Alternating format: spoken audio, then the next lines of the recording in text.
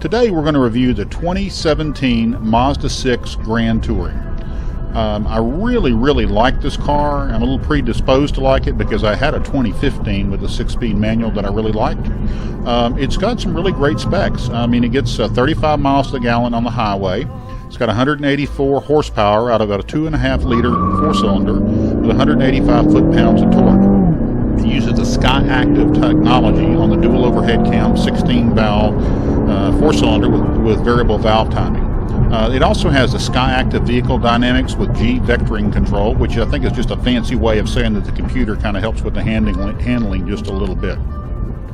As I said, the estimated EPA MPG is really excellent. It's a combined 26 and 35, or 27 and 35 with the premium package. You get lots of extra features on the Grand Touring that you don't get on the Sport and the Touring. You get a power siding glass moonroof, 19-inch aluminum alloy wheels with a really attractive dark silver finish. Rear deck lid spoiler, LED grille accent lighting, daytime running lamps, high beam control, adaptive front lighting, LED fog lights. I mean, it just goes on. Heated exterior mirrors.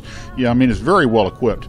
I'm very impressed with the seats. They're 8-way power adjustable driver's seat with lumbar adjustment and memory settings, and a 6-way power adjustable passenger seat.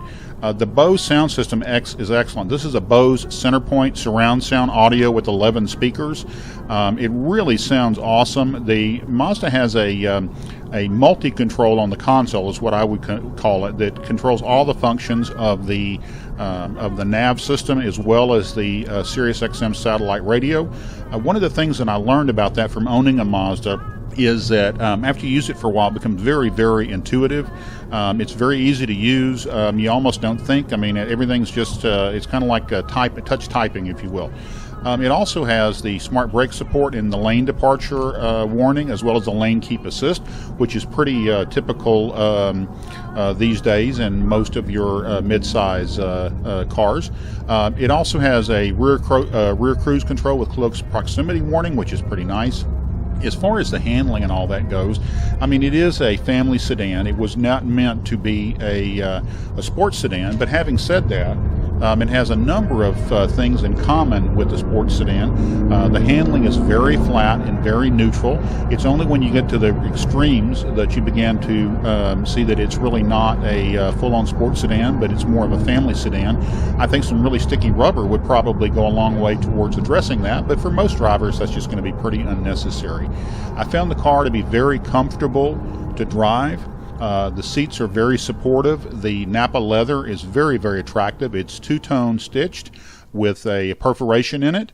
I really like the bolsters and the support from driving the car. I'm a pretty big person, and I was very comfortable in it. I had plenty of leg room, plenty of elbow room. I really like the dashboard layout in the Mazda 6. I'm really not usually a fan of dashboards that are really busy, but this design, even though it has a lot of different angles and colors and textures, it really comes off very well in being attractive. All of the controls are easily at hand and easily reachable. They're very intuitive. Mazdas in general have a lightness of the driving controls and of handling that I just don't see in a lot of other cars.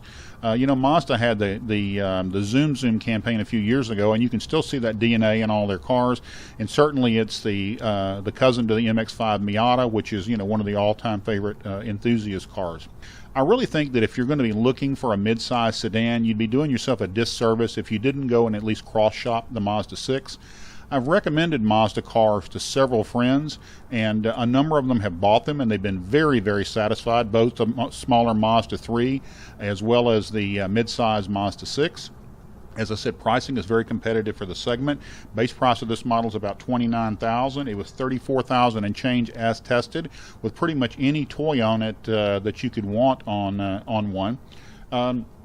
Again, I just think it's an excellent value for the money. I really like the way it drives. There are lots of other worthy competitors in the segment, most definitely, but very few of them really outshine the Mazda 6. Mazda was aligned with Ford up until a few years ago, and the cars sort of had a different feel about them. Now that they're 100% Mazda, you can see that the familial DNA that comes through. The car is very attractive. As a matter of fact, I really think the styling is the best in the segment.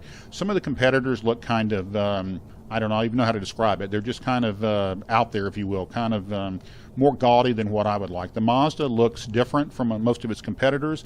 It still maintains a very excellent, attractive appearance without being garish or gaudy. And as far as performance, the Mazda 6 is really right at the top of the pack among its worthy competitors, with 0 to 60 times of 7 seconds and 50 to 70 times of 4.6 seconds, and a quarter mile in 15.5 seconds at 92 miles an hour. That really is the best of the breed among the Mazda, the Honda Accord, the Volkswagen Passat, the Camry SE, and the Chevy Malibu. So there you go. Performance is not bad at all. Again, I really think the Mazda 6 is a great value, and I hope you'll go test drive one and enjoy it as much as I did. And there you have it, guys. There's my review of the 2017 Mazda 6 Grand Touring. I really like it, and I think you will too.